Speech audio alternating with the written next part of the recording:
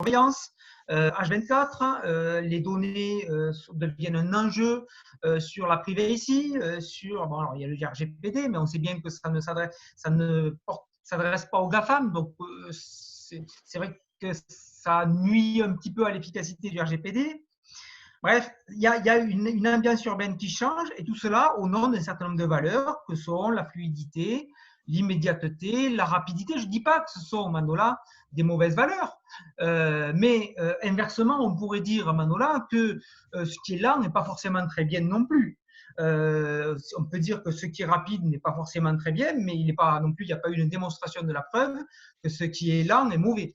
Bon, donc, ce que je veux dire, que le débat n'est peut-être pas sur le bien ou le mal, mais le débat, il est sur le fait qu'il y a saturation qu'on peut constater dans les villes parce qu'il y a accélération technique, d'abord, 3G, 4G, 5G, avec toutes les 10, et puis une génération de 3G, c'est 10 ans, 4G, ça a été 10 ans, et la 5G, c'est parti pour 10 ans, avec l'IoT et tout ce que ça va modifier en termes de mise en réseau des objets communicants entre eux et de toute une série de choses qui seront de l'ordre, pour en citer que deux, des véhicules autonomes, de la télémédecine, de la téléchirurgie, etc., etc. Donc, techniquement, il peut y avoir une forme de saturation technique. D'ailleurs, il y a de plus en plus d'électrosensibles qui quittent un certain nombre de villes parce qu'ils pressentent ou ils estiment qu'ils subissent ces ondes électromagnétiques physiquement. Donc, il y a une forme de saturation qui peut s'exercer à partir des populations qu'on peut considérer comme étant des signaux faibles, un petit peu si on fait de la prospective. Et dans le langage de la prospective, est-ce que ça va devenir des tendances lourdes? Ce n'est pas certain. Certains ont le Covid et puis sont asymptomatiques. Eh bien, peut-être que nous aussi, peut-être qu'on souffre de ces ondes électromagnétiques, mais qu'on est asymptomatique. Donc, il y a une saturation technique. Il y a une saturation aussi, de mon point de vue, parce qu'il y a une perte de maîtrise publique de ce qui se passe sur le territoire. Je crois qu'avec le numérique, et c'est la première fois dans l'histoire des sociétés modernes qu'une technique a modifié considérablement le rapport de l'acteur public à son territoire. C'est-à-dire que pour la première fois dans l'histoire des sociétés modernes, le politique perd la main sur ce qui se passe sur son propre territoire. Et ça, c'est, de mon point de vue, une forme de saturation aussi. Il y a saturation, je finirai au moins sur la première question là-dessus, parce qu'il y a, de mon point de vue, dépendance, surtout. Dépendance sociétale. À partir du moment où on dépend du numérique pour fonctionner, à tous les niveaux finalement, et encore au plus dans un contexte Covid, dans un contexte de société en confinement, on ressent cette dépendance. C'est-à-dire que même si on voulait ne pas mobiliser le numérique, on le mobilise, et quelque part, on s'en accoutume. Donc, il y a une forme de dépendance au numérique. Gabriel Dupuy avait en son temps évoqué la dépendance automobile. Je crois qu'on peut prendre le droit fil de sa réflexion sur l'automobile et on est en train justement de se défaire de cette dépendance automobile. Mais est-ce que ce n'est pas du coup en surinvestissant la dépendance au numérique? La question se pose surtout dans des sociétés qui peut-être s'annoncent, je fais un petit clin d'œil à M. Kaufmann, comme des sociétés finalement demain, non pas de vie mobile, mais de vie à faible mobilité. Donc, on peut s'interroger là-dessus. Donc, moi, ce que je retiens, c'est, de mon point de vue en tout cas, la nécessaire reprise en main publique du numérique dans les villes, et on est en train d'aller vers ça. Alors, la Smart City pouvait être un élément éventuellement de reprise en main du public sur ce qui se passait dans les villes, et notamment à l'heure du numérique. Il faudra voir si cette perte de maîtrise qui a commencé en 2010 avec l'apparition des services géolocalisés notamment, et l'oubli finalement, l'oubli public en direction des plateformes publiques qui auraient pu faire des choses sur la question des mobilités, sur la question du tourisme, etc., ou même sur la question de la santé. Il s'avère que c'est plutôt le privé qui l'a fait, en l'occurrence, et que ça fonctionne plutôt bien d'ailleurs, Blablacar, Airbnb, Doctolib. On est sur des logiques où le privé finalement a pris des responsabilités et où le public s'est un peu enferré dans la lutte contre la fracture numérique, en oubliant que derrière, il y avait des contenus et des services à déployer, sans doute, pour ne pas perdre cette main qu'ils n'ont effectivement, de mon point de vue, perdu. Donc, il y a toute une série de choses qu'il faut retenir, et parmi lesquelles, de mon point de vue, en premier, le rétablissement de l'autorité publique sur la fabrique urbaine, sur la fabrique de la ville. Et bon, il y a 4 scénarios peut-être pour l'avenir. deux ou trois peut-être à éviter. Il y a peut-être un scénario à la chinoise qu'il faut éviter, c'est-à-dire un scénario où les habitants vont accepter bon gré mal gré l'imposition des restrictions de liberté au motif que ça les protège. C'est un peu ce qu'on est en train de vivre quelque part, mais toute proportion gardée évidemment. Mais CCTV, reconnaissance faciale, bon voilà, ça c'est un scénario pour l'avenir, peut-être qu'il faudrait éviter, si on veut éviter d'être complètement saturé, évidemment. Il y a un modèle qui serait aussi probablement à éviter, c'est le modèle dérégulé, permettant aux plateformes, aux géants du numérique qu'on connaît aujourd'hui, qui se sont installés, d'accroître leur avantage finalement en termes d'accès aux données des habitants, des urbains, et de pouvoir les exploiter. Comment faire pour désaturer cette tendance-là qui s'est installée aujourd'hui? Il y a un scénario peut-être un peu plus vertueux et peut-être aussi peut-être un peu plus romantique, de l'open innovation, des communs urbains qui s'appuieraient fortement sur le numérique pour placer l'homme au centre de l'innovation et en faire quelque chose de tout à fait vertueux.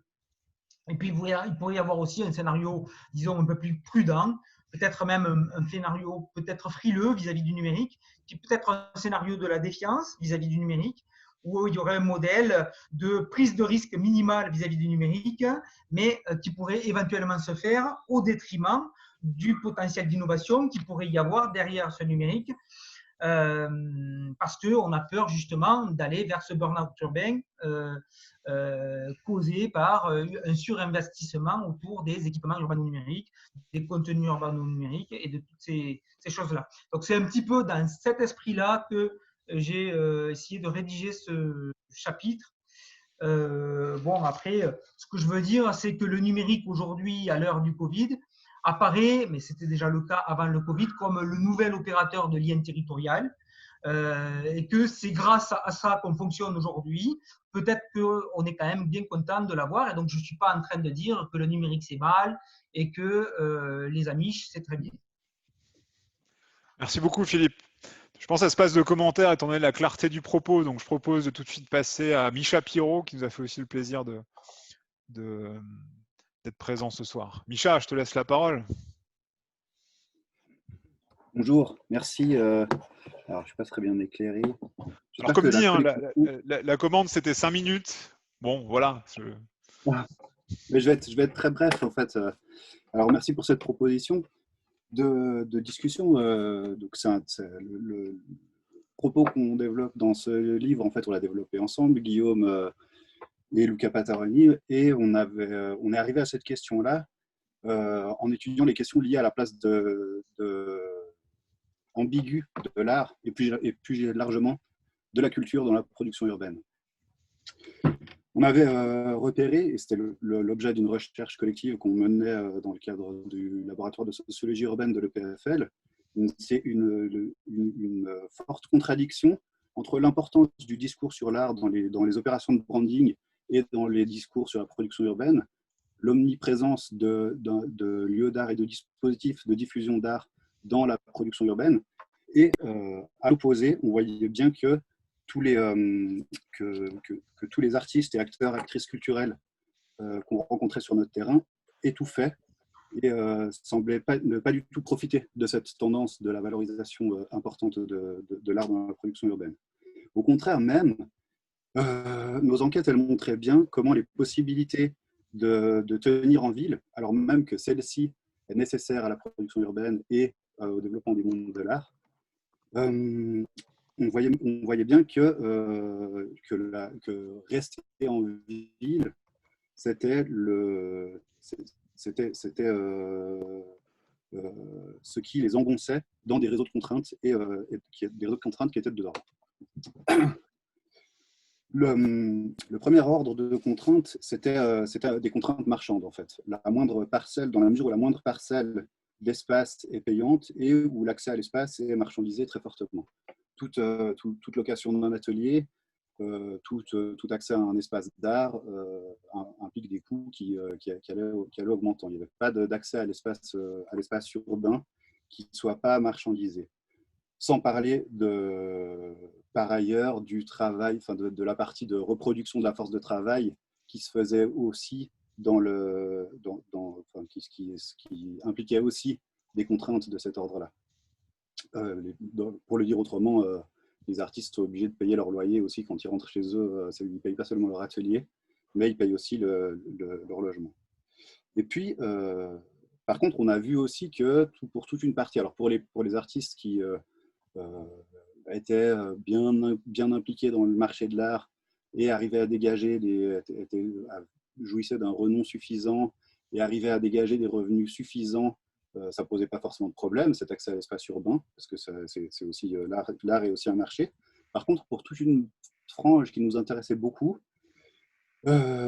c'était beaucoup plus compliqué parce que pour tout artiste qui n'est pas encore reconnu ou qui, du moins, n'a pas récolté le fruit sur les marchés de l'art de sa reconnaissance, ça posait des problèmes d'accès à l'espace. Mais pour cela, il existait quand même toute une série de lieux accessibles, d'ateliers mis à disposition par les collectivités publiques ou bien d'autres moyens de se faire subventionner ou d'obtenir des fonds ou de rentrer dans des projets. Mais c'est là où arrivait où se manifestait avec force un deuxième ordre de contraintes qui sont les contraintes réglementaires. Et tous les artistes qu'on voyait se plaignaient et constataient à quel point ils étaient obligés de remplir des piles de formulaires et des heures de rapports financiers. Et se manifestait justement un deuxième ordre d'étouffement. Et c'est ce qu'on essaye de montrer dans ce chapitre. Et puis on a développé le texte un peu plus longuement dans le livre que Luca Pataroni a dirigé récemment, dans lequel on a publié une version aussi peut-être plus développée de cette réflexion-là.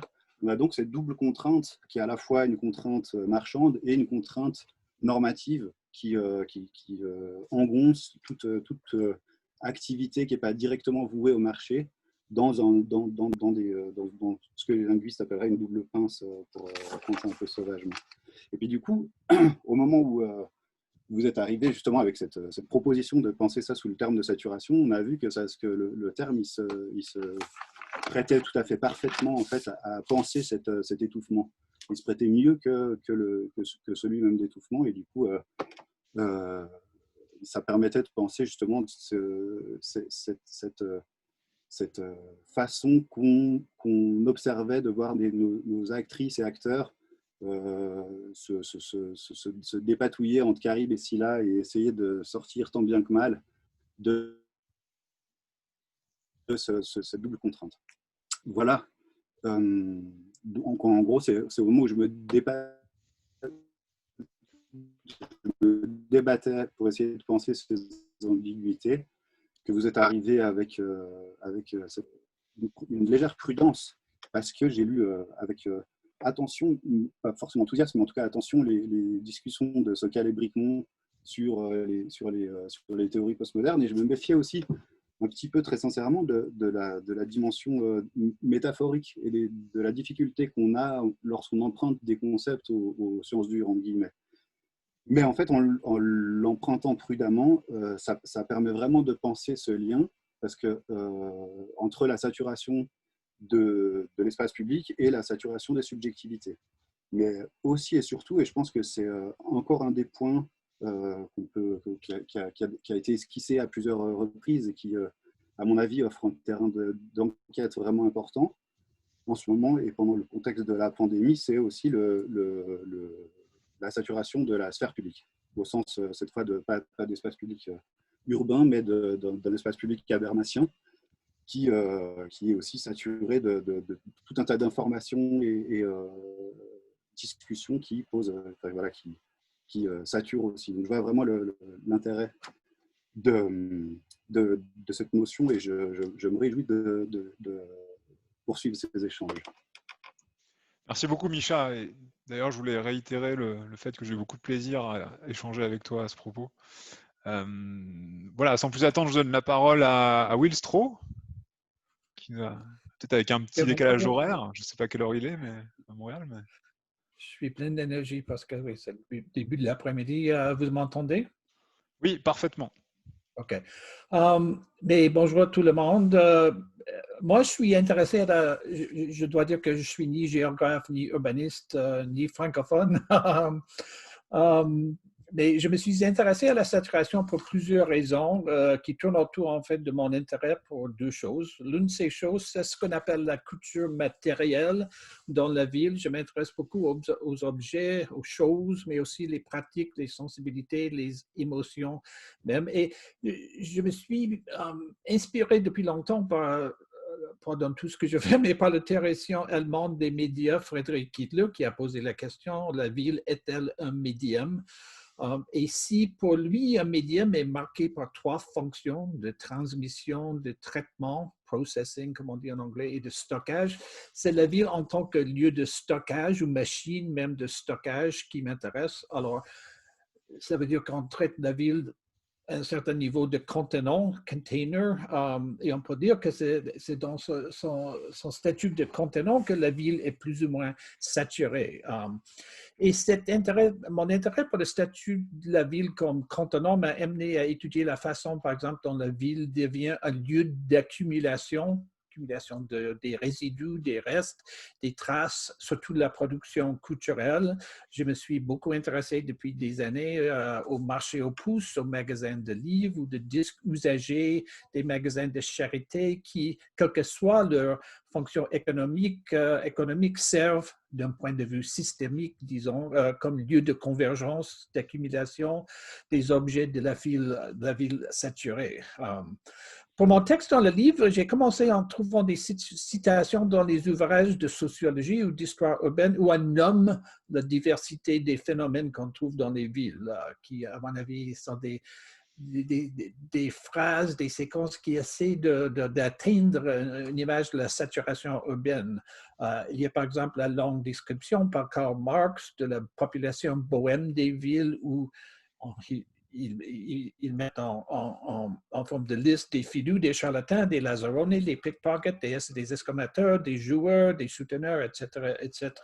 Il y a la liste donnée par Max Weber des choses qu'on trouve dans les grandes villes modernes, son tramway, son métropolitain, ses réverbères électriques et autres, ses vitrines, ses salles de concert et de restaurants, ses cafés, ses cheminées d'usines, ses masses de pierre, etc.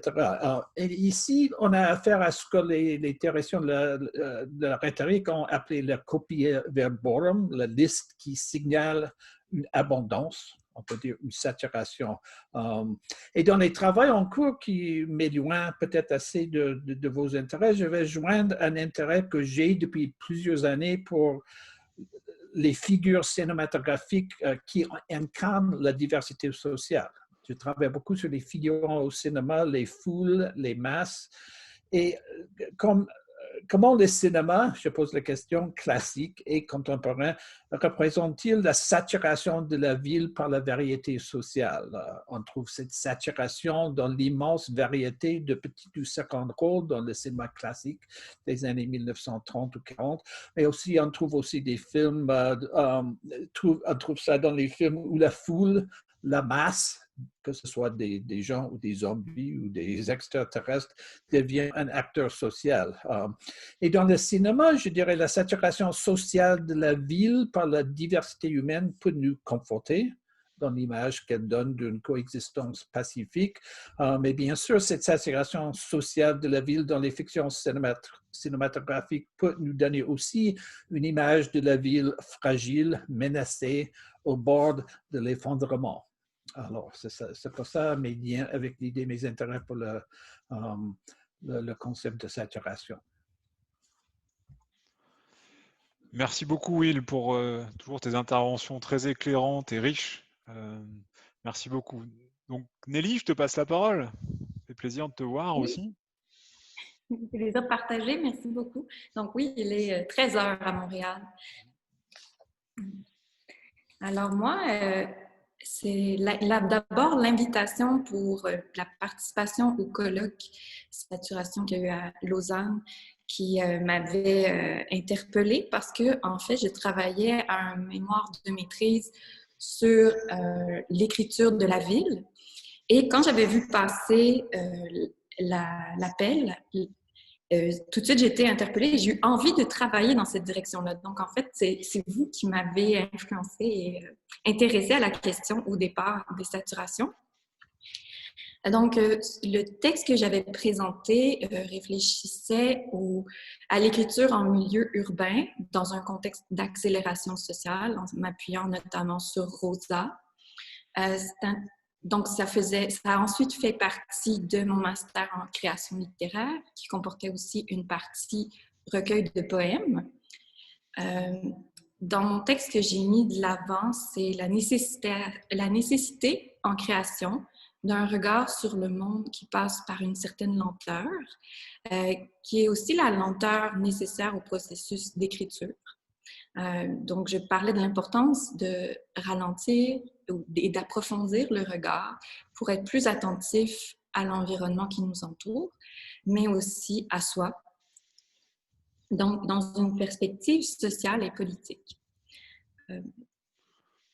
Et ensuite, bien, ça a beaucoup enrichi ma réflexion à la fois de participer aux échanges lors du colloque et aussi de lire les textes du livre. Et je dirais que notamment la préface des Citons, qui justement, comme le disait Manola, va au-delà d'une espèce de dichotomie entre la position qui tend à démoniser la saturation, à dire que c'est mal, et celle qui plus... et celle qui serait son contraire. Donc, moi, ça m'a beaucoup aidé, nos échanges, à justement aller plus loin dans ma réflexion et la nuancer. Et puis, je voudrais dire aussi que je pense à vous entendre de plus en plus puis à vous lire que l'expérience de cette sollicitation constante dans nos vies, dans nos quotidiens, elle opère aussi un charme puis une forme d'envoûtement sur nos subjectivités. Et ça, ben, on n'en a pas énormément parlé. À mon avis, ce dont je me rends compte de plus en plus, c'est que c'est vraiment difficile de s'en extraire. Et même dans une période où tout était en pause, où tout est en pause dans le confinement, même si on a parlé tout à l'heure d'une désaturation de l'espace urbain, j'ai l'impression que dans mon expérience et dans l'expérience de d'autres personnes, on a eu quand même une impression que la saturation perdurait. Et ça, c'est un paradoxe que j'ai trouvé, qui m'interpelle, auquel j'essaie de réfléchir en ce moment. Et donc, la façon pour moi dont j'ai envie de poursuivre cette réflexion amorcée avec vous, bien, c'est peut-être davantage, si je reviens à la création littéraire, en montrant comment on peut opérer des allers-retours entre l'habitude dont parle Citon, donc sur un mode plus lent, peut-être plus automatique du rapport au quotidien et à l'environnement, et le bombardement d'informations et de sollicitations du quotidien. Donc, on peut dire que ma réflexion est toujours en mouvement et puis je suis très contente d'ailleurs d'être ici pour pouvoir continuer à discuter, à réfléchir avec vous. Merci encore de m'avoir invitée. Et donc, mon constat, c'est que si on veut installer dans notre vie, en tant que créateur, un espace pour la construction d'un regard littéraire plus attentif face au monde, où tout se joue vraiment rapidement, de plus en plus. Il m'apparaît de plus en plus évident qu'on ne peut pas le faire en rejetant totalement les nouvelles réalités médiatiques, technologiques et perspectives qui sont les nôtres, mais que ce soit individuellement ou collectivement, mais qu'au fond, ce qui est le plus important, c'est de réfléchir à comment ça atteint nos réalités et d'approfondir plutôt que de décider si c'est bien ou mal. Donc, voilà. Encore une fois, merci pour l'invitation. Et merci beaucoup, Nelly.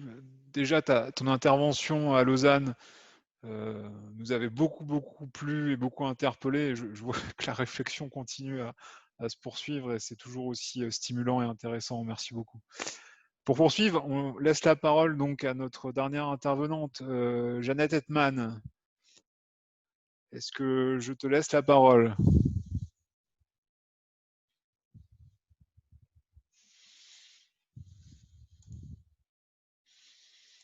Ah. Jeannette? Bon, peut-être on peut avancer. Donc, je pense qu'on a un petit peu de temps. Donc, bon, voilà, en discutant avec les collègues, on a le plaisir d'accueillir Théodore Zeldin, qui nous a fait le plaisir d'être présent. Peut-être, Théodore, est-ce que vous aurez un petit mot à nous transmettre ou du moins toujours une vision un regard large et toujours riche, comme vous avez pu nous faire bénéficier par le passé. Donc, peut-être on avait envie de vous laisser la parole quelques minutes pour nous donner un petit peu des inputs, pour prendre un peu votre langue. Avec plaisir. Donc, voilà, je vous laisse la parole. OK. Vous m'entendez? Oui, parfaitement. Oui. Je regrette que je n'habite ni à la ville, ni la campagne. J'habite le monde entier. Et j'habite pas seulement ce temps ici, ce siècle, mais j'essaie de m'entretenir avec tous les morts aussi, en tant qu'historien. Et je trouve que cette extension de mon regard me donne une meilleure idée de ce que c'est la vie, ce que c'est le but de la vie. Et pour moi, le but de la vie, c'est de découvrir qu'est-ce que c'est la vie. Et ensuite de dire, est-ce que l'expérience qu'on a collectée peut susciter quelque chose que la vie ne contient pas jusqu'à présent. Nous devons, chacun de nous, donner quelque chose en retour de cet privilège d'avoir existé. Vous savez comment Einstein a dit, il y a presque un siècle, que le temps est une illusion. Passé, présent, futur, c'est une illusion. Et je ne sais pas comment faire entrer cette attitude dans ce que vous dites, parce que je cherche à permettre le passé et l'avenir causer entre eux et compliquer la vie, compliquer les possibilités de l'existence. Voilà sur l'idée générale. Ce qui me manque dans ce que vous dites, c'est que pour moi, l'étape suivante, c'est de m'entretenir avec tout ce que je ne connais pas, c'est-à-dire la nature, les plantes et les arbres, mais aussi l'océan et tout ce qui se passe sous les océans, où il y a une civilisation que nous ne connaissons pas encore. Et maintenant, c'est là que la technologie peut nous aider de découvrir comment les autres espèces existent. Et nous ne sommes que des brigands qui viennent détruire la Terre en négligeant les intérêts des autres. Vivre à la campagne, c'est-à-dire recevoir la possibilité de voir que le temps marche très lentement et qu'on doit attendre 30 ans pour que l'arbre vous réponde. Je suis intéressé de voir comment vous réagissez à cette attitude envers la vie. Ça ne me suffit pas de dire que je vais faire un travail culturel, que je vais écrire un livre. Pour moi, c'est plutôt la procréation. Ce n'est pas la création qui m'intéresse. C'est la création sur le génie qui imagine qu'ils peuvent trouver des idées de sa propre tête. La procréation, c'est de mettre deux gens différents ensemble de types de personnes, des existences ensemble qui ne sont pas d'accord. Et pas d'essayer de détruire le désaccord, mais de donner, comme on fait les enfants, on produit une idée, comme on produit un enfant, qui ne ressemble ni au père ni à la mère. C'est-à-dire essayer de nous renouveler. Alors, je m'excuse d'être si loin de ce que vous préoccupe. La saturation est pour moi très difficile, mais aussi très excitante. Il y a les deux. Et voilà, si vous serez dans mon bureau, j'ai beaucoup de mal à retrouver mes notes, mais j'ai eu beaucoup de plaisir à lire toute espèce d'articles dans des domaines dans lesquels je ne suis pas spécialiste. Donc, je n'ai pas de la place chez les spécialistes qui voient que je suis imbécile dans leur spécialité. Mais c'est intéressant de voir ce qu'ils font.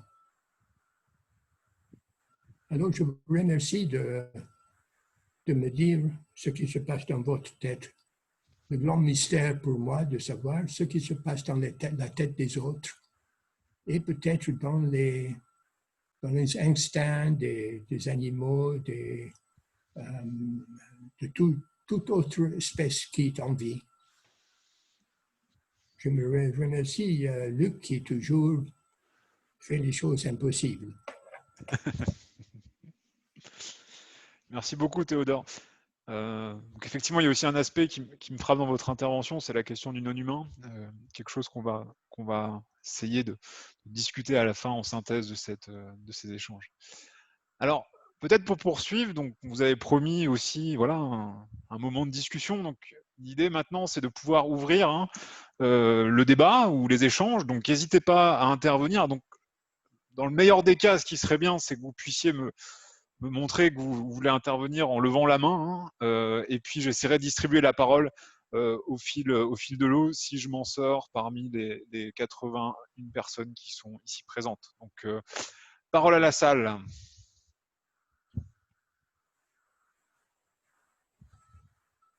Alors, Rémi Léger, je vous laisse la parole. Oui, bonsoir, merci. Moi, je suis étudiant dans le master urbanité à l'Université du Havre. Et en fait, j'ai réfléchi et je me suis dit, à travers les échanges, qu'aujourd'hui, en habitant la ville, on a l'impression que ça va très vite, que ça génère énormément de stress, et vous avez pu l'évoquer dans les différentes interventions. Et c'est plutôt une question qui va tourner autour de la culture.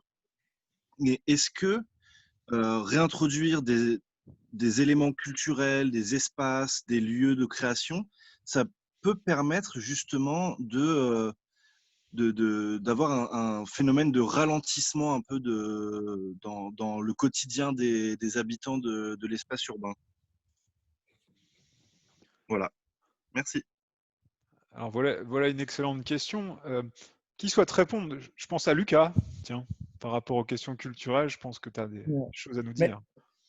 Je veux bien répondre, en tout cas poursuivre l'échange, en répondant aussi à Théodore Eldin. Merci pour ces deux questions, dans le sens où un des points, d'ailleurs je ne l'ai pas prévu dans les petits éléments de conclusion que j'ai en tête, mais un des points de la saturation qui nous intéressait aussi, c'est si on repart alors de la définition chimique, la saturation, c'est le moment où l'addition d'un nouveau composant ne change pas un équilibre.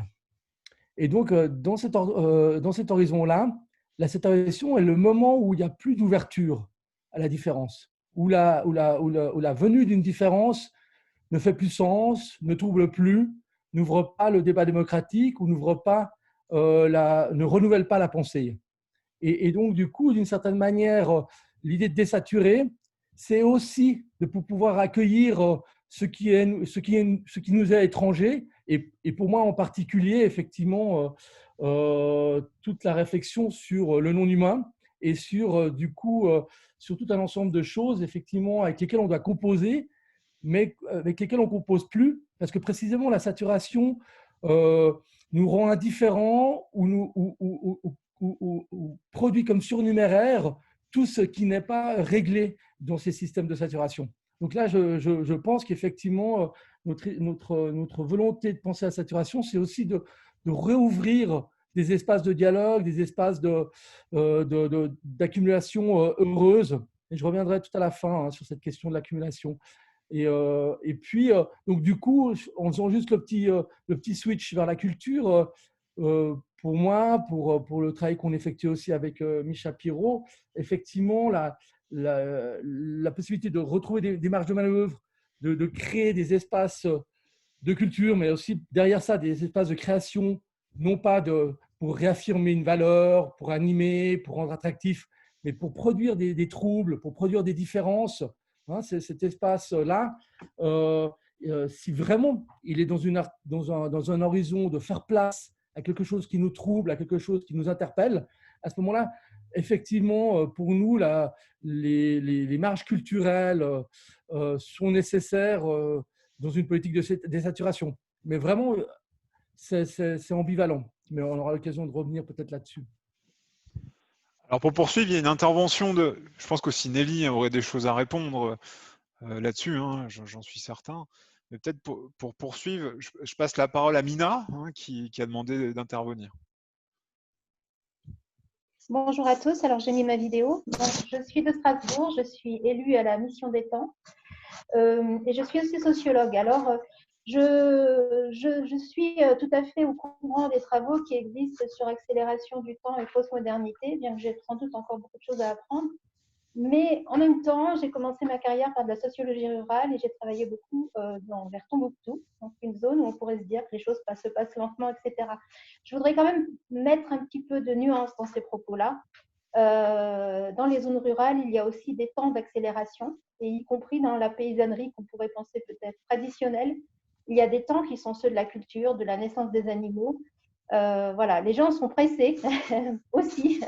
Et y compris vers Tombouctou dans des zones très rurales. On marche très très vite parce qu'il faut marcher plus vite, arriver avant la nuit, parce qu'il faut arriver les premiers au marché, etc. Donc en fait, cette question du stress et de l'accélération du temps, effectivement, il faut la nuancer. La différence va être qu'il y a des saisons, effectivement, où les choses sont plus ralenties et des saisons où il y a de l'accélération qui sont ceux des rythmes de la nature.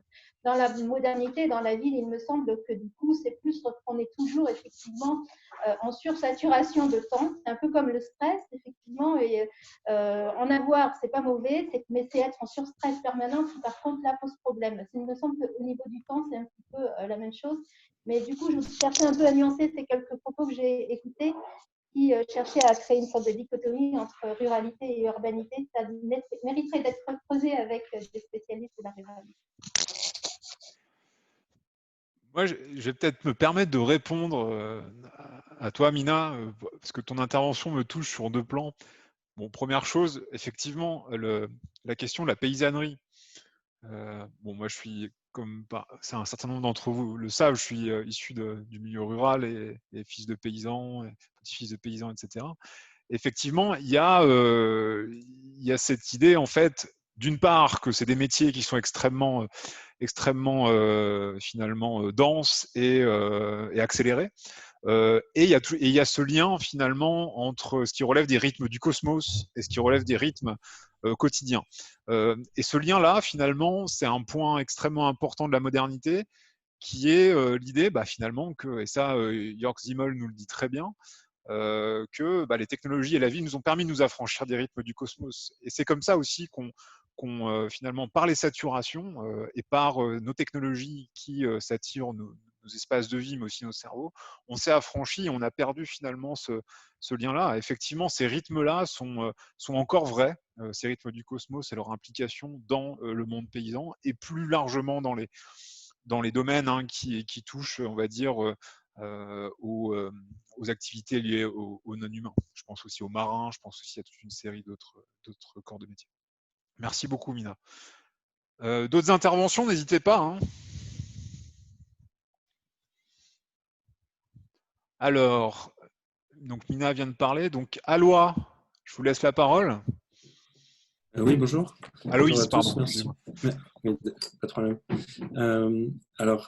Voilà, pour me présenter un petit peu, je suis étudiant en deuxième année de master à l'EPFL et j'écris en ce moment mon mémoire de master sous la direction de Vincent Kaufmann sur le thème du flâneur.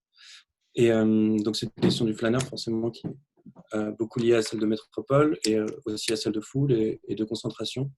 Et j'avais envie d'intervenir un petit peu sur cette question de la vitesse et de la qualité de la lenteur ou au contraire de l'accélération à travers une réflexion sur la question de la vitesse relative en fait, qui sort d'une discussion que j'ai eue avec des cyclistes qui sont passés récemment au vélo électrique et qui disaient que cette manière de se déplacer plus rapide finalement les aidait à rentrer en résonance ou en communication avec la circulation et donc à moins se sentir menacés par le trafic et par cette multitude ou cette saturation du réseau.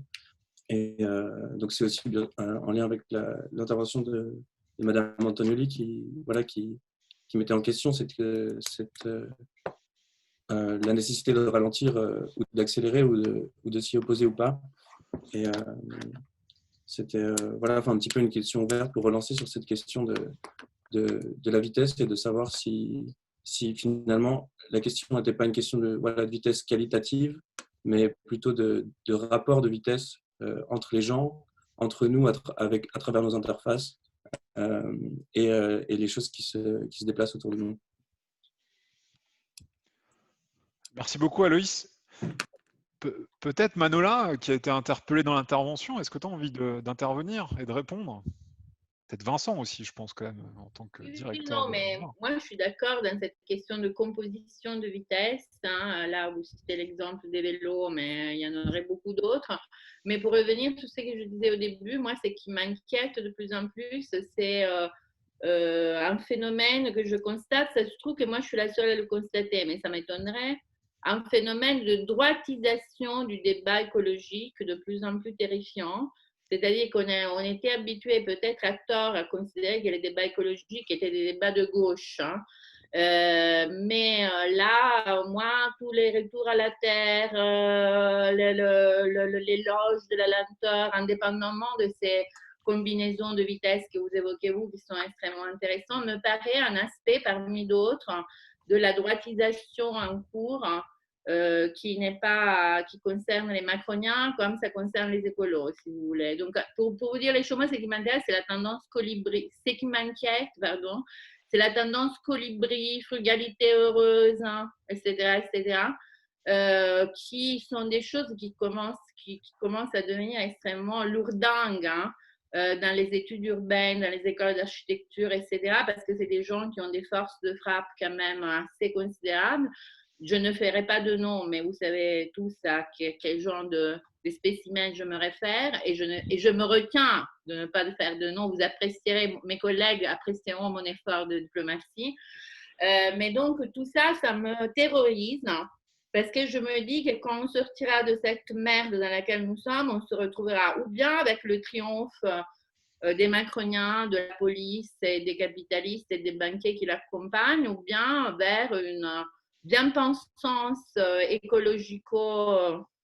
écologico-chiante, hein, dans lequel on nous dira qu'il faut aller vers la lenteur, les petites villes, la marche à pied. La marche à pied, pourquoi pas? Je n'ai rien contre la marche à pied. Hein.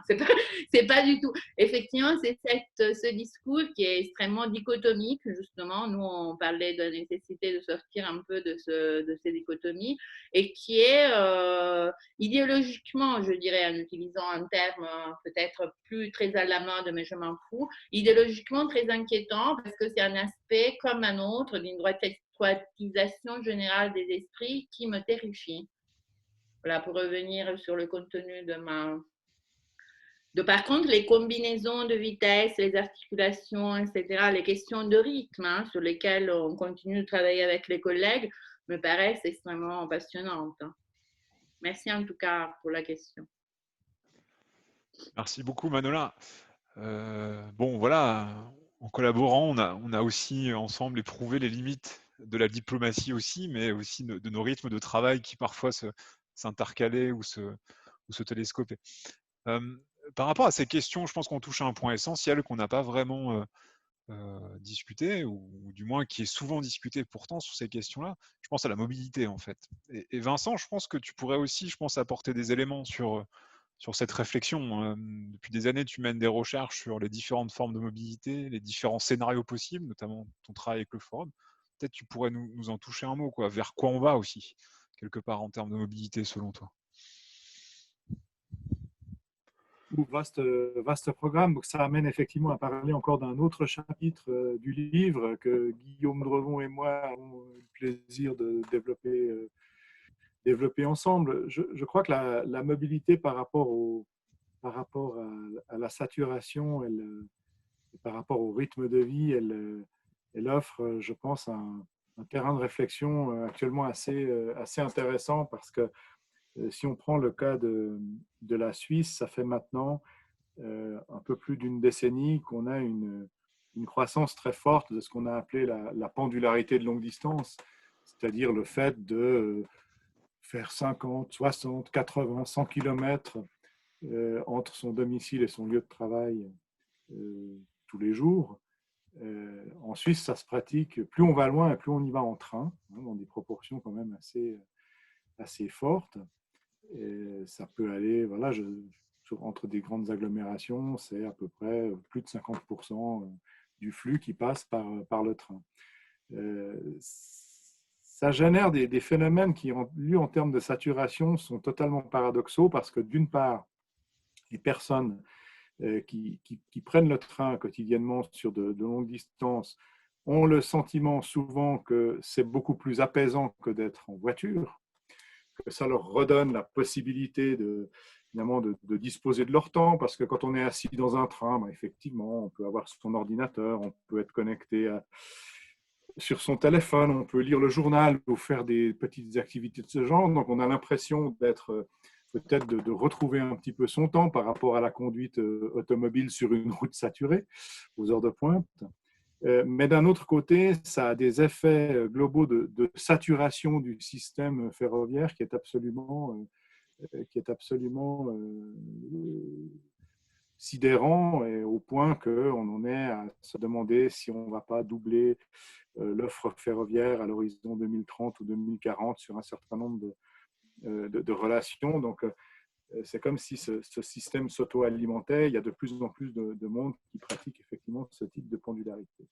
Bon, donc ça, c'est une réflexion qui effectivement touche certainement à la saturation. Ce qui est intéressant avec la période actuelle, c'est qu'on peut se poser vraiment la question, et ça permet de faire un clin d'œil à ce que nous racontait Philippe Vidal, si l'expérience de ne plus avoir été pendulaire de longue distance pendant un certain nombre de mois et d'avoir télétravaillé à grande échelle depuis chez soi, est-ce que ça ne va pas avoir pour effet qu'un certain nombre de ces personnes qui se déplaçaient d'une ville à l'autre sur une base quotidienne ne vont-elles pas cesser de le faire et travailler essentiellement à distance? Ça, alors, évidemment, il n'y a pas de certitude, mais c'est effectivement assez intéressant en termes de saturation parce que ça renvoie aussi à ce que je vous disais un peu en introduction, c'est-à-dire que si ce type de mode de vie se développe, ça signifie aussi que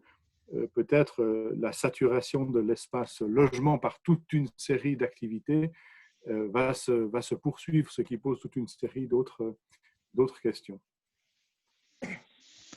Merci beaucoup Vincent, et je pense que là tu tends une belle perche aussi pour un programme de recherche tout neuf du laboratoire le PFL sur la domotopie.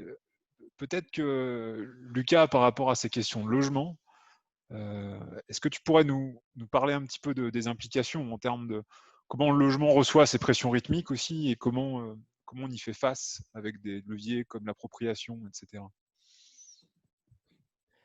Merci.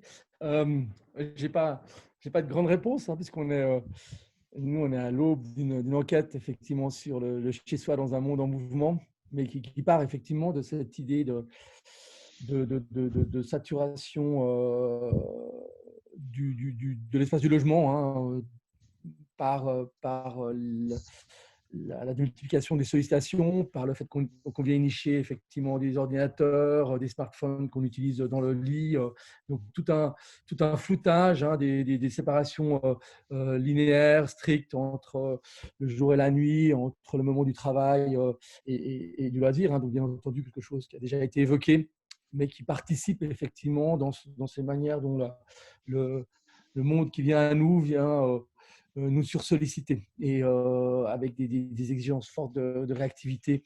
Et donc, pour l'instant, on travaille sur deux grandes figures, hein, qui est à la fois une figure de réactivation par le logement, hein, c'est-à-dire qu'il y a des logements qui deviennent des hubs, hein, des hubs actifs dans un monde très connecté, avec des personnes qui y trouvent plein de ressources, ont des imprimantes, une connexion à très haute vitesse, et puis participent de l'indifférenciation finalement de leurs espaces d'activité. Et des formes de sanctuarisation, avec des gens qui achètent de la peinture, qui empêchent de passer les ondes, et qui mettent de l'encens et voilà, laissent de côté, hein, avec des effets tout d'un coup d'intolérance, hein, par rapport au moindre bruit de voisinage, hein. Donc du coup, on voit bien, hein, des stratégies qui sont spatialement et en termes d'équipement, en termes de moyens très différenciés, mais qu'on commence à découvrir, hein, comment les gens font face, hein, à ces effets d'étouffement, comme disait Micha, à ces effets d'épuisement, comme ça a été évoqué, et comment finalement les lieux, que ce soit nos lieux de travail, nos espaces publics ou nos lieux de vie, répondent ou participent à l'amplification, ou deviennent des stratégies effectivement de réaménagement, de mise à distance, pour retrouver des formes d'autodétermination. Je reviendrai un peu plus tard là-dessus. Merci beaucoup, Lucas. Donc, peut-être nos collègues d'Amérique du Nord, Will Stroh et Nelly Desmarais, nous sommes en tout cas la Suisse de leur envoyer un système ferroviaire saturé et un déploiement ferroviaire à grande échelle. Donc, juste pour information. Alors, donc il y a Nicolas H qui a une question, mais qui nous signale quand même qu'il a une mauvaise connexion, mais peut-être, Nicolas, je vous laisse la parole pour tenter de l'exprimer, sinon je peux la poser moi-même.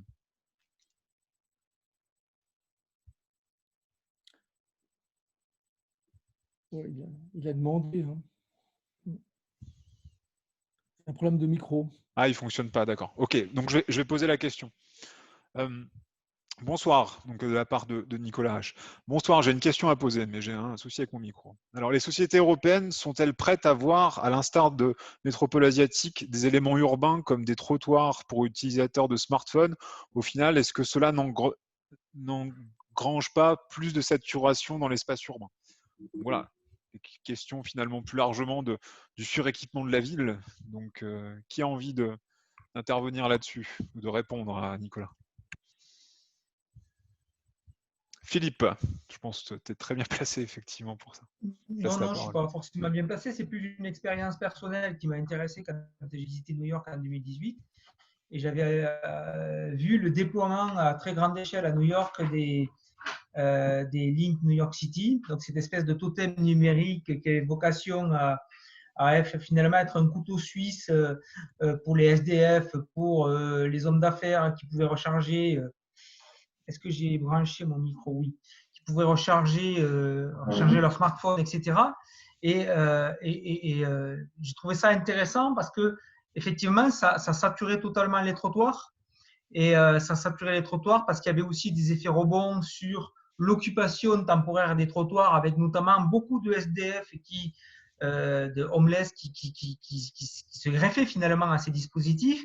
Et derrière, il y avait toute une série de choses qui s'engageaient sur le registre des opposants aux Link New York City, tout simplement parce qu'effectivement, il y avait tout l'enjeu autour de la privacy, de la data. C'était pour un certain nombre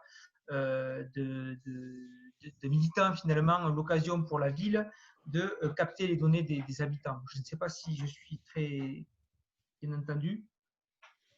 Je suis un petit peu saturé dans ma pièce. Vous allez partir, les enfants. Merci beaucoup, Philippe, pour ton intervention et cette réponse. Déborah Fellman aussi souhaite poser une question. On me le signale. Déborah, on vous laisse la parole. Bonsoir. Merci pour toutes ces interventions. De ma part, je suis doctorante en première année à Paris-Nanterre. Je suis de formation architecte et c'est un doctorat en anthropologie et architecture. Et je m'intéresse donc à l'espace domestique contemporain et donc l'intervention et votre recherche sur domotopie, sur les rythmes et les transformations de l'espace domestique, ça m'intéresse. Et je voulais savoir si vous étudiez aussi par exemple, des formes des habitations qui se trouvent un peu à la limite entre ce qui est le travail et le repos, par exemple le co-living, où ça existe sous des formes de bâtiments où il y a à la fois l'habitation, il y a des espaces de coworking, des lounges, donc il y a tout un mélange entre la vie productive, la vie reproductive et la technologie. Donc je voulais à la fois savoir si ça fait partie de vos cas d'études. Et par rapport à la sanctuarisation, je voulais savoir si vous avez des travaux ou s'il y a des références. Parce que je vois dans le chat que vous dites qu'il y a des architectes qui travaillent sur ces deux tendances, sanctuarisation versus le hub. Donc j'aimerais savoir s'il y a des références que vous pourrez partager avec nous sur ces deux voies. Merci beaucoup. Merci, Déborah. La parole à Lucas, je pense, ou je crois qu'il y a Fiona aussi qui assiste. Fiona est là? Oui, il me semble. Moi, j'aimerais bien entendre Fiona là-dessus. Oui, je suis là. Fiona, tu veux... Et Fiona ont des sujets qui sont très différents, mais qui en même temps peuvent dialoguer très bien, parce que Déborah aussi a fait comment synthèse dans notre laboratoire, et je pense qu'ils ont des thématiques qui peuvent dialoguer très bien entre elles. Fiona est architecte et elle fait la thèse dans le cadre de Domotopie. On t'écoute. Voilà, bonjour Déborah. Peut-être que mes réponses elles vont beaucoup ressembler à celles de Lucas parce qu'il dirige ma thèse et que je viens juste de commencer. Donc, en ce moment, les lectures que je suis en train de faire pour ces questions-là de sanctuarisation contre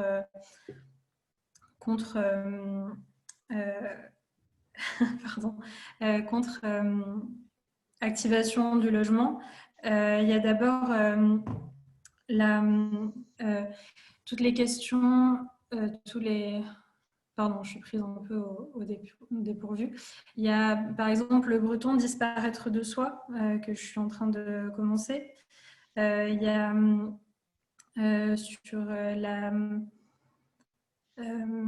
disparaître de soi, la fatigue d'être soi aussi de Ehrenberg. Un autre livre de Ehrenberg qui est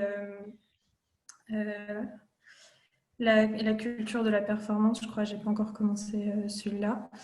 Voilà, sur les pressions un peu qui s'exercent sur l'individu. Ensuite, qu'est-ce que je peux vous conseiller pour l'instant? Peut-être Lucas, tu veux rajouter parce que je suis pas encore assez... Non, mais vous avez commencé à travailler, tu as commencé à travailler une enquête qualitative sur différents points sur des gens, des blogueurs et autres. Oui, mais alors du coup, c'est pas des références et j'ai pas de lecture encore à conseiller, mais les sujets qu'on a commencé à développer pour l'enquête qualitative, c'est un peu d'aborder des profils de gens qui, dans leur logement, ont des stratégies très marquées, donc soit de sanctuarisation, soit d'activation.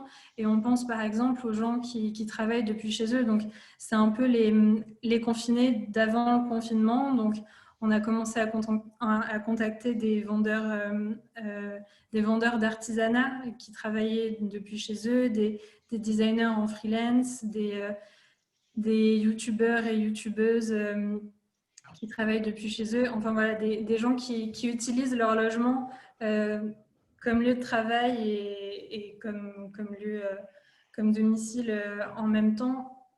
Avant tous ces débats et avant toutes ces questions de télétravail, etc.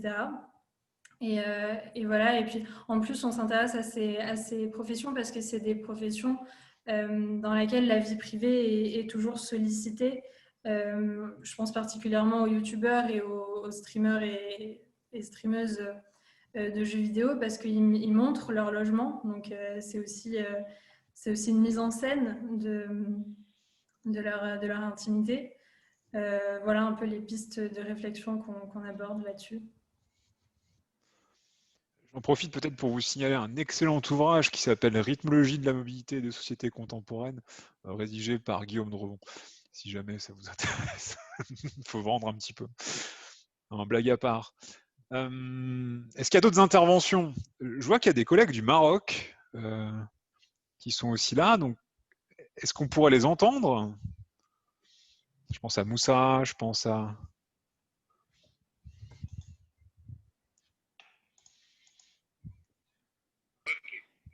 Ah, Moussa.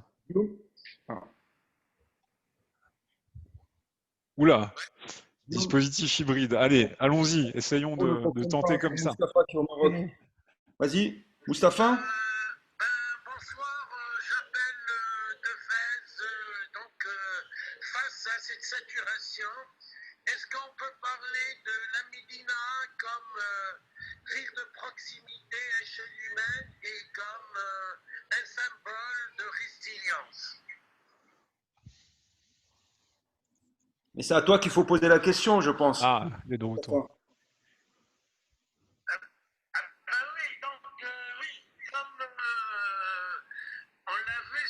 Lors de ce confinement, surtout les premiers 4 mois, d'après une étude, une analyse qu'on a menée, une enquête, il s'est avéré justement que la Médina a résisté mieux que les faubourgs, que la ville nouvelle, et on est revenu à ce qui...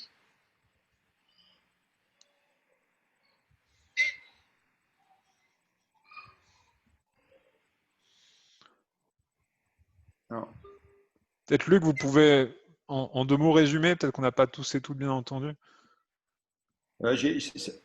Ça a coupé en fait, mais je pense que Mustapha a fait des études, Mustapha Akalay, donc, qui est professeur à l'université de Fès, et il a fait des études sur la Médina.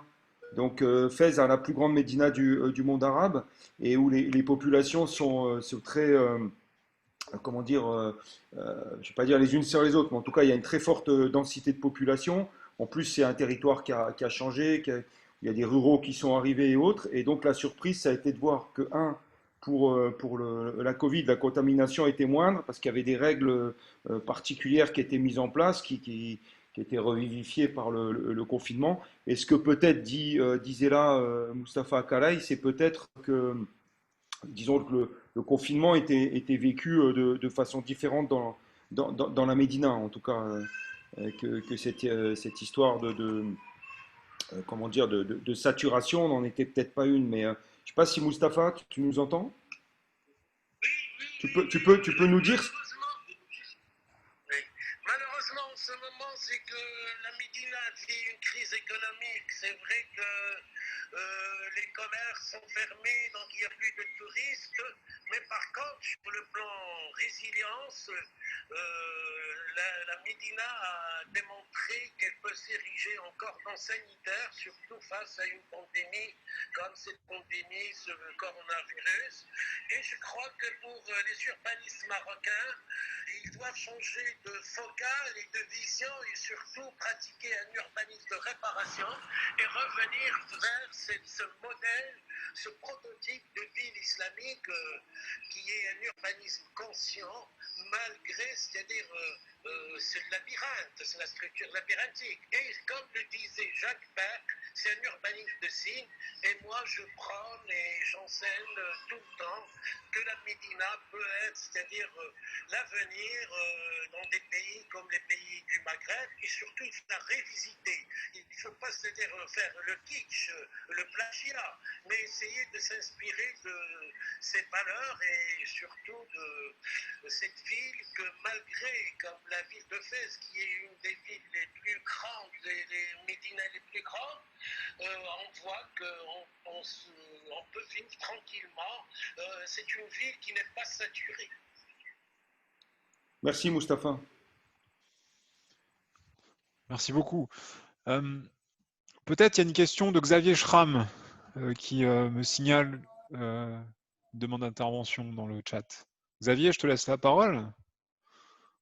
Oui, bonsoir. Je ne sais pas si vous m'entendez, me voyez. J'ai des problèmes de connexion. Oui, d'accord.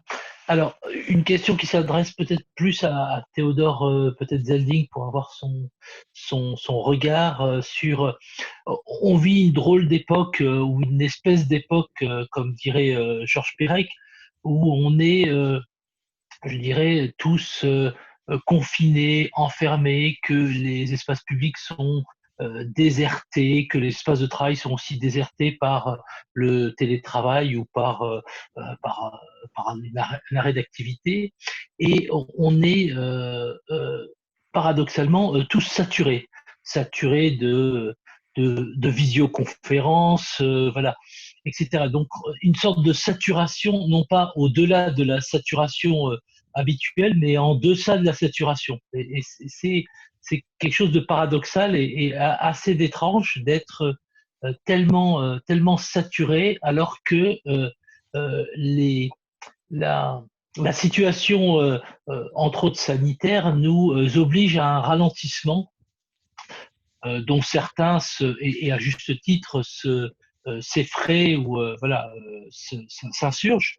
Et voilà, c'est un peu bizarre. Moi-même, professionnellement, j'ai l'impression, et en discutant avec d'autres collègues, jamais autant travaillé alors que voilà, qu'on est dans un ralentissement un petit peu général. Je travaille, moi, je suis géographe de formation, mais je suis en Alsace, à Saverne, je suis responsable d'un port de plaisance, donc on a eu une activité en juillet et août assez chargée quand même, mais globalement sur le reste de l'année assez ralentie. Et j'ai l'impression d'avoir davantage travaillé que les autres années. Alors, c'est sûr que on a peut-être dans une saturation qui nous oblige à des efforts. Et quand on fait aussi du sport ou certains exercices qu'on n'a pas l'habitude de faire, on sollicite des muscles qu'on n'a pas l'habitude de solliciter. Et peut-être que la saturation de la concentration que nous demandent les visioconférences, les webinaires, etc., voilà, nous épuise peut-être davantage que la saturation classique à laquelle on avait l'habitude d'être soumis ou maltraité. Je ne sais pas si la question s'adressait à Théodore en particulier, mais moi, je voulais intervenir là-dessus parce que j'ai un peu évoqué cette question au début et je fais le même constat que vous et nous faisons tous le même constat. Parce que je pense, d'une part, moi, mon explication, c'est que d'une part, ce sont des conditions de travail beaucoup plus frustrantes intellectuellement, du point de vue humain, que de faire cours dans un amphi face à des étudiants. Donc, ça nous fatigue doublement, de un. Et de deux, qu'il y a un mécanisme pervers qui s'est mis en place, c'est que le temps libéré par le fait qu'on n'a pas de transport est immédiatement saturé par des connexions obligatoires perpétuelles. Ce qui fait qu'on est tous explosés sans pour autant être content de ce qu'on a pu faire, au moins en ce qui me concerne, être content de ce qu'on a pu faire et des échanges qu'on a pu avoir, parce que ce sont des échanges extrêmement frustrants et monologiques souvent, ou presque. Voilà, ça, c'est ma réponse. Après, je laisse la parole aux autres. Peut-être pour garder le temps, je donne la parole à une dernière personne avant qu'on passe finalement à la conclusion, parce qu'on finalement je vois le heure qui passe. Donc peut-être une dernière intervention de Moussard. Je te laisse la parole et ça fait plaisir de te voir aussi. Ah, il est figé, je sais pas. Moussali, tu nous entends?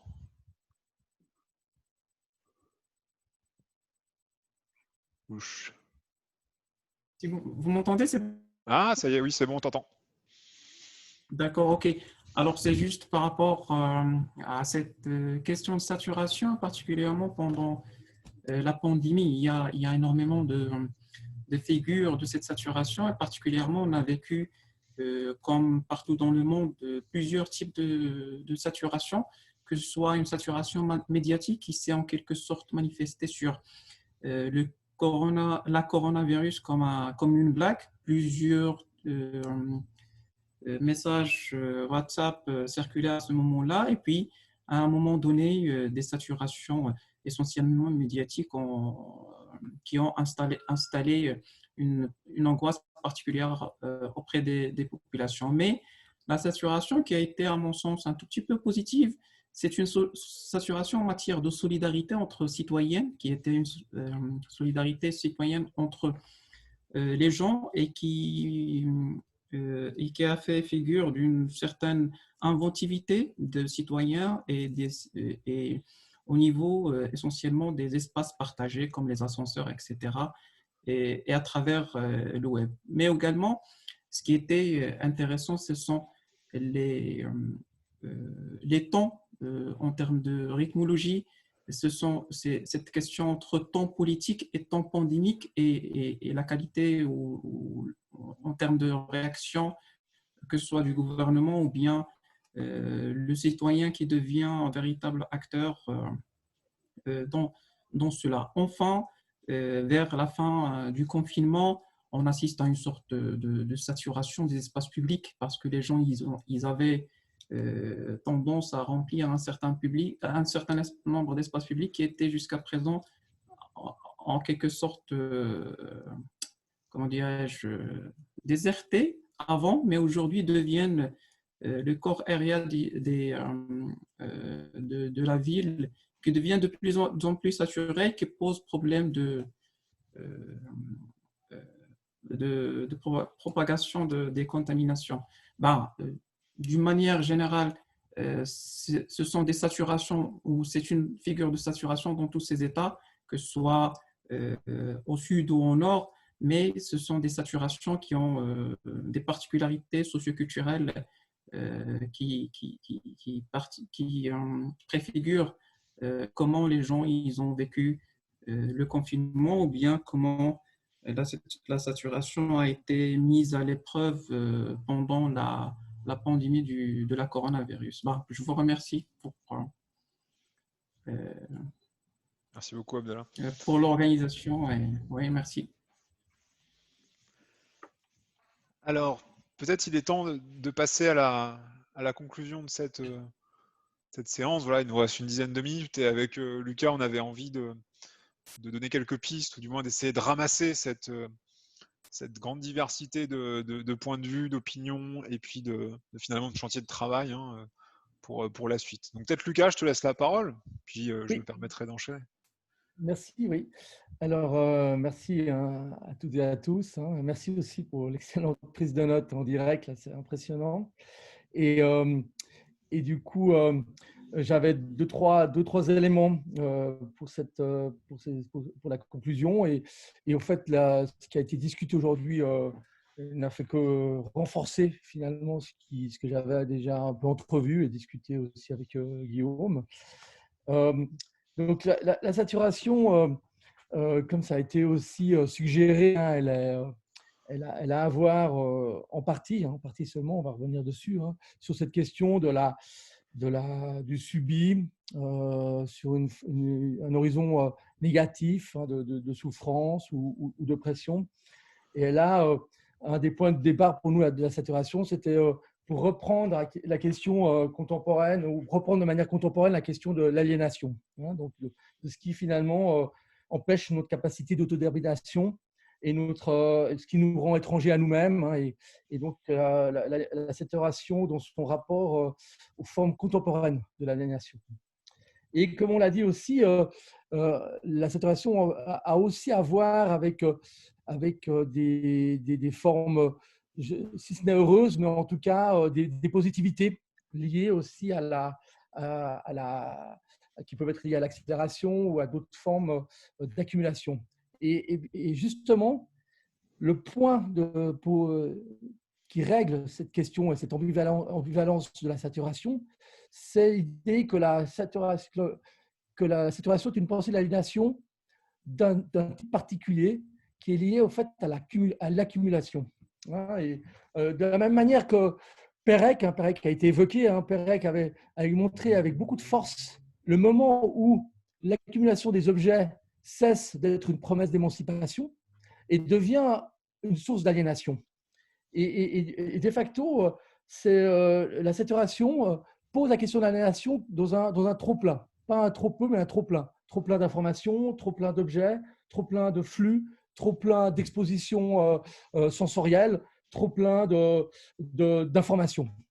Et en même temps, bien entendu, on sait toutes et tous, ça a été rappelé avec force aussi aujourd'hui, que l'accumulation est condition aussi de l'émancipation.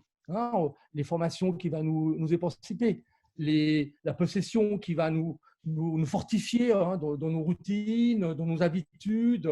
Et donc, on sait trop bien que le manque et la dépossession est une source majeure d'aliénation. Ce qui nous intéresse ici, c'est que le trop-plein de possession ou le trop-plein d'accumulation pose un moment de renversement. Le moment de renversement où, par exemple, la promesse de jouissance devient étouffement. La promesse de jouissance d'expérience devient étouffement. Moment de renversement quand la promesse d'intelligence ou de capacité liée, par exemple, au fil d'information devient source, comme le rappelait Vidal, d'épuisement et d'étouffement. Moment de renversement où la promesse finalement de justice par la règle devient étouffement réglementaire, comme le rappelait aussi Michel Perrault.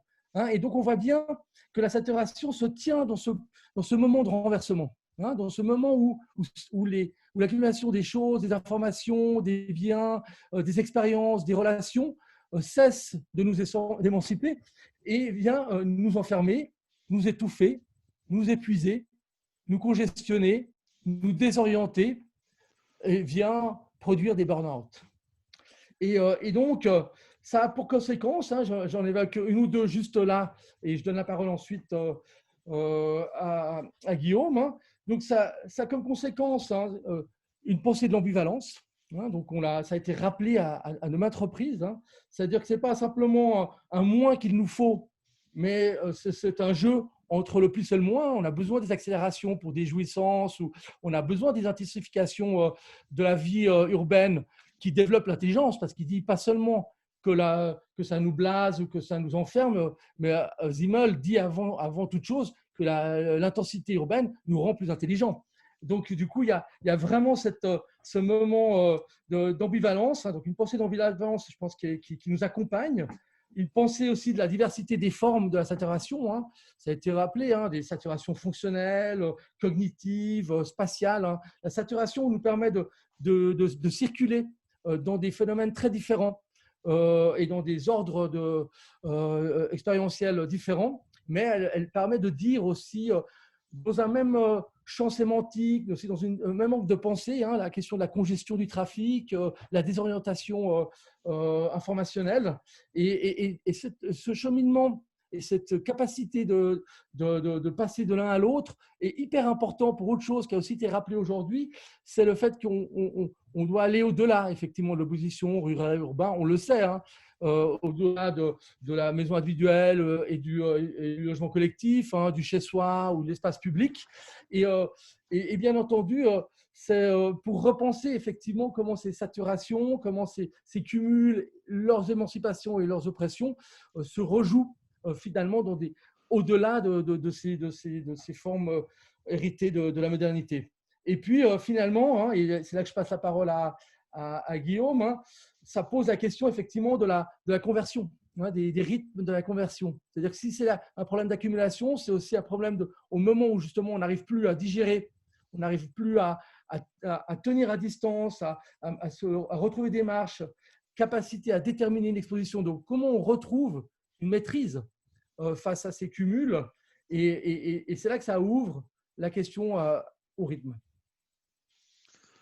Merci beaucoup, Lucas. Donc, je vais tenter de vous faire une proposition qui est issue un petit peu des réflexions qu'on a portées ensemble, différentes aventures, colloques et autres publications, et aussi pour faire un petit peu le teasing d'un ouvrage qui va sortir bientôt aux presses universitaires polytechniques, qui en fait finalement défend l'idée d'une politique des rythmes. Alors, dans les différents échanges qu'on a eus, effectivement, on a eu, comme l'a très bien dit Lucas, sous ces formes d'accumulation de différents niveaux, c'est-à-dire qu'on est vraiment face finalement, on aime beaucoup employer en ce moment le terme holistique, face à une multitude à différentes échelles spatiales et temporelles d'éléments, ou en tout cas de forces qui amènent à différentes formes de saturation, qu'elles soient humaines, non humaines, qu'elles soient structurelles, infrastructurelles ou individuelles. Et finalement, l'ensemble de ces éléments invitent à penser autrement, à penser finalement une politique des rythmes qui se déploie à différentes échelles, depuis les manières de conduire sa propre vie, à l'échelle de la personne, jusqu'au territoire de vie, voire plus. Et donc, comme le montre la crise actuelle, notamment autour de la notion de saturation, en fait, finalement, cette question de saturation, de tentative de décélération, ou en tout cas cette question rythmique, pose assez vite finalement la question politique de la régulation. Et donc la régulation sous des formes diverses de contrôle et de tentatives de maîtrise des rythmes, en tout cas de maîtriser les formes de saturation par des formes de régulation par le haut. Donc cette régulation, ça serait finalement un peu ce qui a été évoqué par Manola et d'autres, une politique de la décélération, d'abaissement du rythme pour désaturer, pour ralentir, pour freiner la machine qui métabolise finalement l'environnement, les ressources naturelles et les capitaux cognitifs. Et cette idée fait finalement débat maintenant depuis une trentaine d'années, même plus, avec le slow cities, le slow food, le slow mobility, le slow life, impliquant aussi, je pense, c'est un peu ce qui a été défendu, des formes d'ennui, de dommages collatéraux sociaux et des futurs incertains.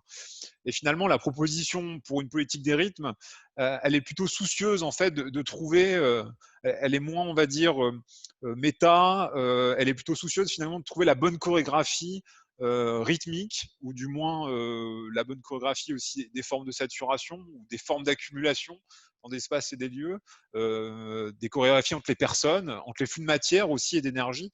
Et finalement, on pourrait esquisser une politique des rythmes qui pourrait s'articuler autour de 3 grands axes. Donc le premier axe, on peut l'articuler autour de l'idiorythmie, qui renvoie effectivement à cette question de comment finalement on retrouve, donc là ça renvoie à l'aliénation, comme l'a très bien évoqué Lucas, aux questions de comment on retrouve de l'autonomie et comment on donne aux personnes la possibilité de s'émanciper. C'est-à-dire une réouverture vers un univers des choix face à des formes de saturation délétères et de la domination d'un certain nombre de cadres temporels étriqués qu'on pourrait associer au travail, mais aussi à l'injonction plus globale, à l'activité, à la mobilité et aussi à l'ensemble des activités dites sociales. Le deuxième point, je pense, qui est important dans cette politique des rythmes, ou cette choréopolitique, c'est la question de la synchronie. C'est-à-dire faire à nouveau société à travers des communs temporels qui prennent aussi place dans l'espace public, pas simplement dans les réseaux sociaux. Donc ça renvoie à la question de l'espace public pour finalement reprendre le temps de s'organiser, reprendre le temps de s'organiser collectivement et finalement d'alimenter plus largement la fabrique de la société et dans nos disciplines, la fabrique de la ville.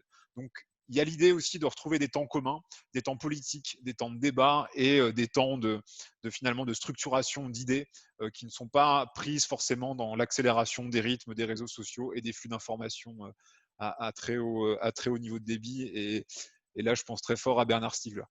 Le dernier point, peut-être, qui pour le coup renvoie à la question qui a été soulevée par Théodore Zeldin sur le non-humain. Le troisième point de cette politique, ce serait effectivement la question de l'eurythmie.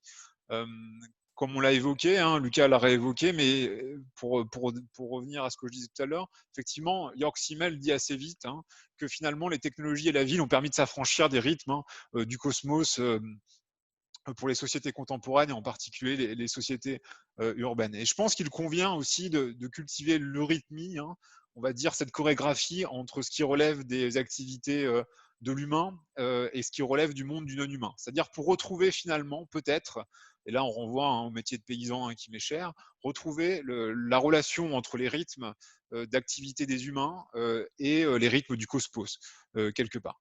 Et donc je finirai là-dessus. Peut-être on pourrait donner le mot de fin à Théodore Zeldin, peut-être pour nous dire un dernier petit mot et un dernier élément à réfléchir, en tout cas pour des futurs, on va dire, en tout cas désirables ou peut-être soutenables. Oui, je trouve que cette discussion est urgente parce que nous sommes confrontés à une crise vraiment énorme, c'est-à-dire la crise de la démocratie. Et on va aux États-Unis et je vous parle du pays du Brexit qui est un pays qui va s'écrouler très rapidement. La civilisation occidentale est menacée.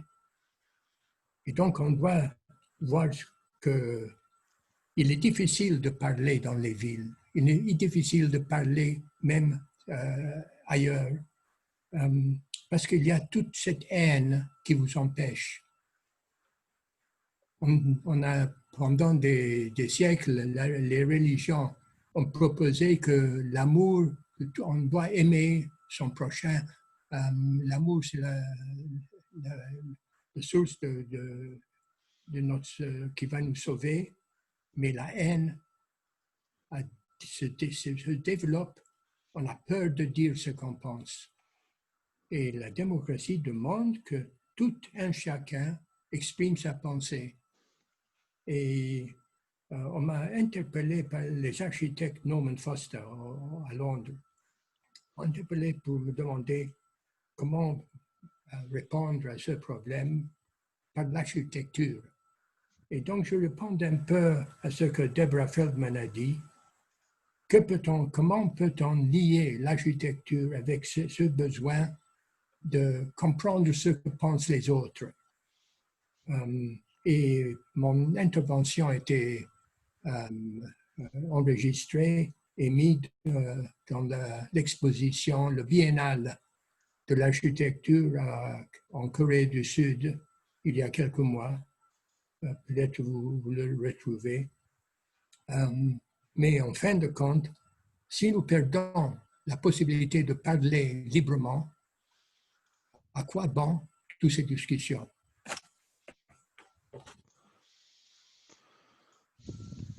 Merci beaucoup Théodore, ça sera le mot de la fin. Donc peut-être pour finir, je tenais à remercier effectivement toutes les personnes qui ont bien voulu. Bon, je retiens quand même de Théodore, l'amour nous sauvera, donc pensez-y. Hein. Peut-être donc merci beaucoup à tous les participants et participantes, hein, à la fois les personnes du public, mais aussi à tous nos auteurs et co-auteurs pour ces très très stimulants échanges et aussi pour leur présence ce soir, une fois de plus, encore un Zoom de 18h à 20h. Et je pense qu'au nom de l'ensemble de l'équipe éditoriale de l'ouvrage, hein, des éditeurs, je pense qu'on va se revoir bientôt, hein, parce qu'on a d'autres rendez-vous à venir avec la publication de plusieurs ouvrages. Et comme l'a très bien signalé Will Stroh, il faut que nous écrivions un livre, donc on va répondre au défi de Will Stroh et sans doute un autre ouvrage continuera dans les prochains mois, prochaines années. Donc merci beaucoup à toutes et à tous et on vous souhaite une excellente soirée. Peut-être que l'équipe des coéditeurs, on reste encore quelques minutes, donc je vous laisse vaquer à vos occupations. Merci beaucoup. Bonne soirée à toutes et à tous. Merci à tous et à toutes. Bonne soirée. Merci beaucoup.